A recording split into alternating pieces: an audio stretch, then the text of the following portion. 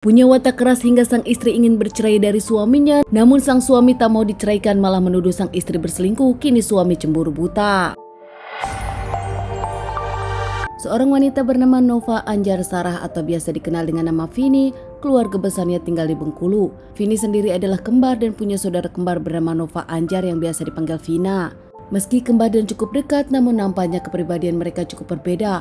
Vini yang pendiam sementara Vina yang aktif dan lebih berani.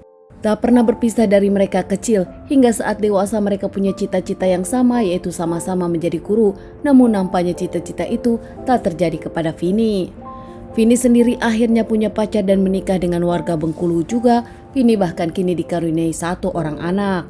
Di awal-awal Vini pun cerita kepada Vina kebahagiaan keluarganya. Sang suami meskipun kadang malas namun baik kepada dirinya dan kepada anak sematawayangnya. Tak seperti biasanya, biasa ada komunikasi antara Vini dengan Vina tiap hari. Namun belakangan nampaknya Vina bingung kenapa sang kakak tak bisa dihubungi. Bahkan di telepon tak diangkat dan WhatsApp pun tak dibalas. Vina pun menelpon tetangga Vini untuk mengecek dan akhirnya tetangga Vini pun datang ke rumah Vini. 26 Maret 2022, tetangga Vini yang langsung datang ke rumahnya nampak rumah sepi, tak ada orang, namun penasaran hingga akhirnya membuka pintu.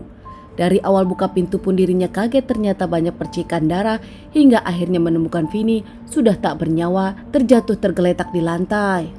Tetangga Vini pun langsung menelpon kepada Vina dan langsung menelpon kepada pihak kepolisian. Usai mendapatkan laporan tentang kematian yang menjanggal di rumah Vini, akhirnya pihak kepolisian pun datang ke rumah Vini, melakukan olah TKP dan juga mengantar jasad Vini ke rumah sakit untuk dilakukan otopsi. Pihak kepolisian pun langsung olah TKP dan mencari barang bukti yang ada tentang kasus ini. Setelah diotopsi, pihak dari kedokteran pun langsung menelpon pihak kepolisian menyebutkan kalau Vini meninggal memang karena kehabisan darah mendapatkan banyak tikaman. Bahkan kini pihak kepolisian pun nampak mencari seorang pelaku yang langsung dicurigai, yaitu suami Vini yang tak ada di rumah. Padahal menurut tetangga sebelumnya suami dari Vini pun ada di rumah. Usai dilakukan otopsi, jasad Vini pun dikembalikan kepada keluarganya. Vini pun langsung dimakamkan di pemakaman keluarga. Namun saat proses pemakaman keluarga pun nampak suami dari Vini tak terlihat, masih dalam pencarian pihak kepolisian.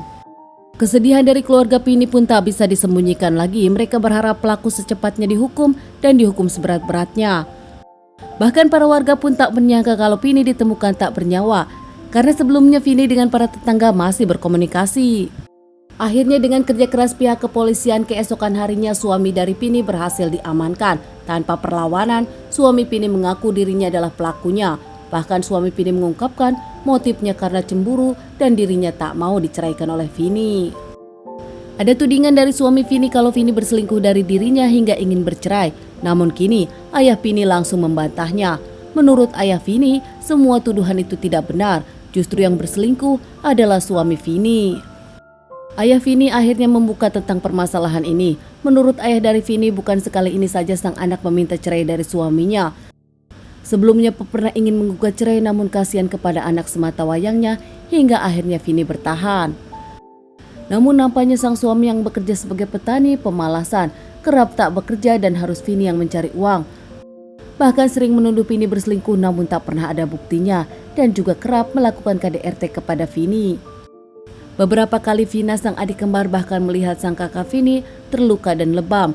Saat itu Vini masih menutupi kelakuan sang suami, namun lama-lama akhirnya Vini pun cerita kepada Vina kalau sang suami memang melakukan KDRT kepada dirinya.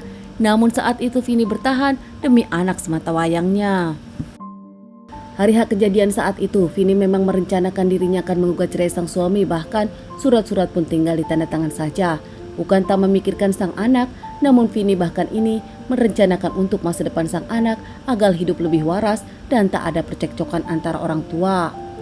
Vini yang saat itu punya handphone baru dan baju baru dituding sang suami dirinya punya lelaki lain. Bahkan dirinya pun ingin cerai karena ingin bersama lelaki lain.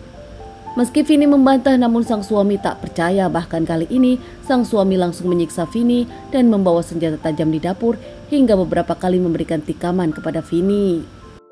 Sadar kalau ternyata Vini sudah tak bernyawa, sang suami pun panik dan akhirnya lebih memilih kabur. Vina yang membela sang kakak Vini menyebutkan kalau handphonenya adalah handphone bekas dari Vina karena Vina membeli handphone baru, jadi handphone lama diberikan kepada Vini. Begitu juga baju barunya. Mereka berdua sama-sama ke pasar hingga akhirnya Vina membelikan Vini baju. Namun tak menyangka jalan-jalan ke pasar itu adalah jalan-jalan keduanya untuk terakhir kali dan Vina tetap meminta suami dari Vini dihukum yang setimpal. Dinyatakan bersalah, suami dari Vini memang dihukum dengan 20 tahun penjara dan kini anak sematawayang Vini diurus oleh keluarga Vina. Teman-teman, sekian dulu bahasan kasus yang aku bawakan kali ini. Semoga ini bisa menjadi pelajaran untuk kita semua dan ditunggu bahasan kasus selanjutnya.